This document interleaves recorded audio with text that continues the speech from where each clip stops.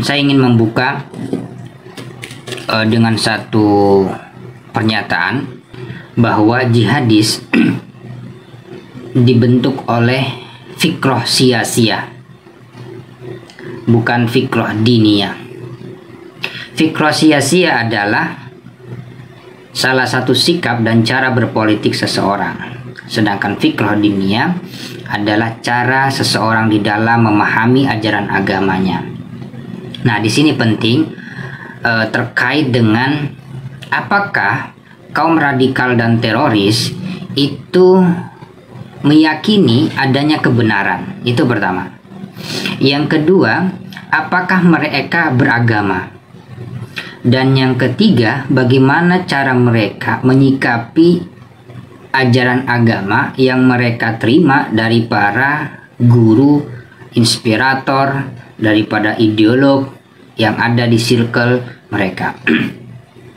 Pertama begini, mereka memahami ada ajaran yang benar, ya, dan mereka percaya bahwa Tuhan menurunkan agama untuk menjadi satu-satunya solusi perbaikan, kemudian restorasi, kemudian tata kelola, sampai dari hubungan yang terkecil hingga tatanan kenegaraan. Tetapi keyakinan mereka tentang sebuah kebenaran, ya, itu sudah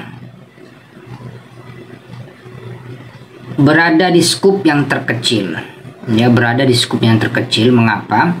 Karena mereka sudah terkontaminasi terlebih dahulu tentang apa itu agama dan cara beragama seperti apa.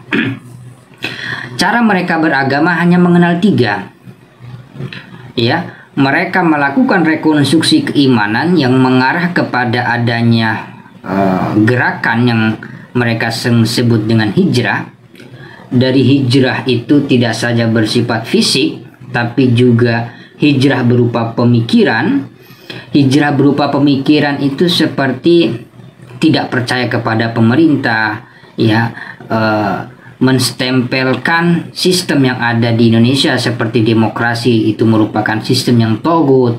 Kemudian hijrah secara fisik itu, ya, seperti melakukan perubahan, penggunaan jilbab, penggunaan baju, lifestyle-nya itu dirubah.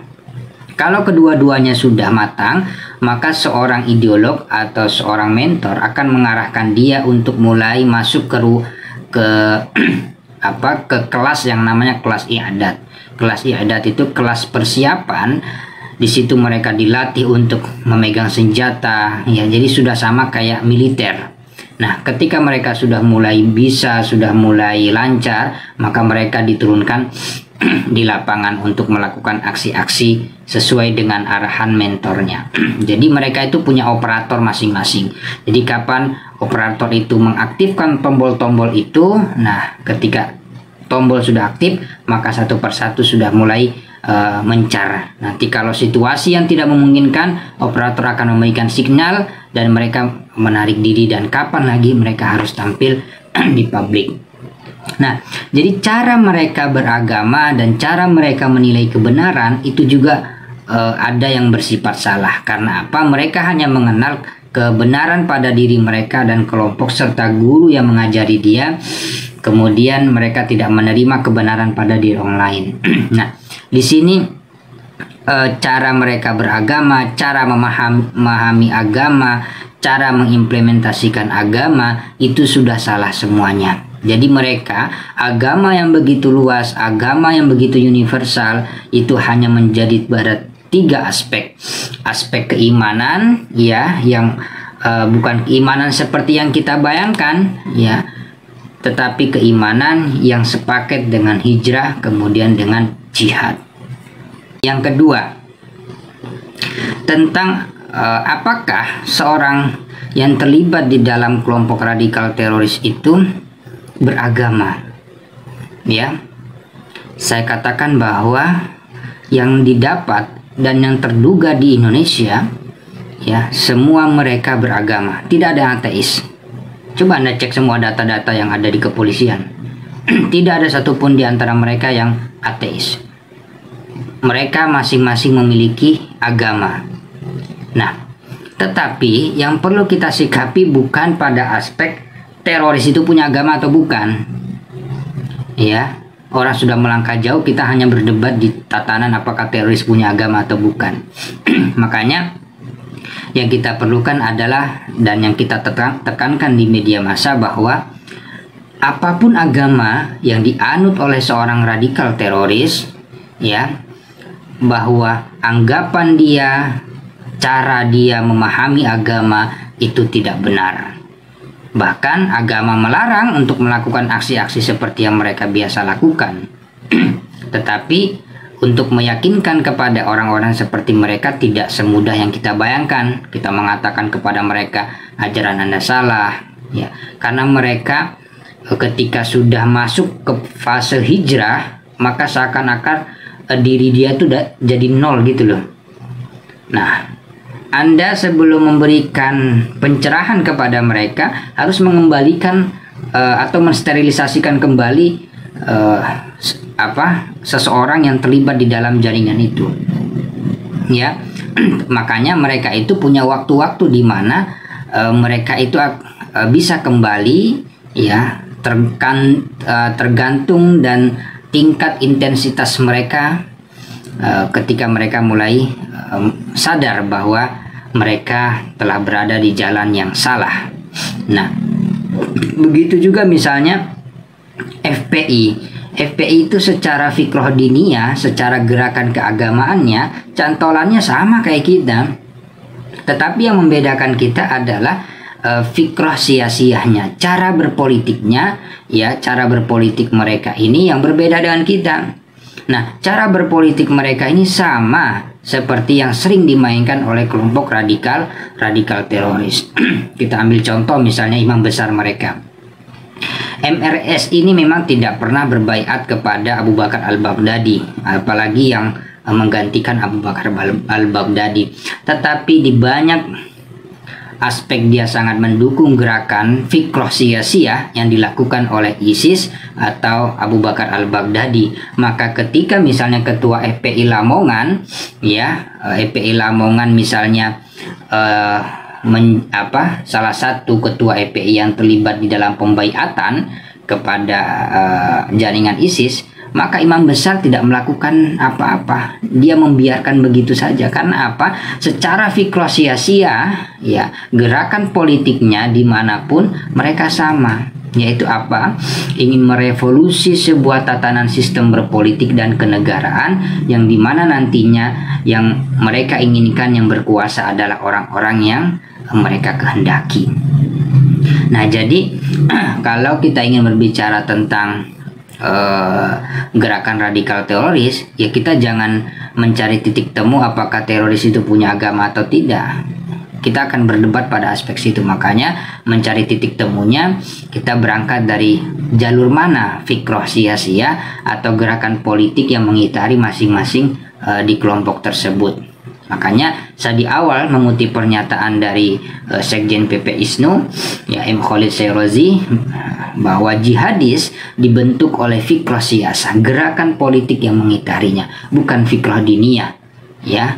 Makanya dia memberikan contoh bahwa para penganut Ibnu Taimiyah, ya, itu ada yang mengikuti secara fikroh diniyah seperti Salafi Hijazi itu tidak menjadi jihadis, ya. Mereka baik-baik saja, ada yang mendukung NKRI dan sebaliknya.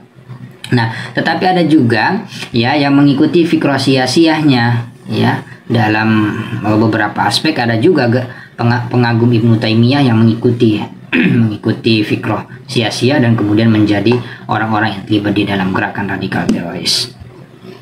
Makanya di sini penting kepada siapa kita belajar politik. Makanya saya menekankan bahwa kita di dalam ber-NKRI, berpancasila, kemudian berbineka tunggal ika, ya, dan di dalam kehidupan kita jangan hanya fokus kepada fikroh diniyah.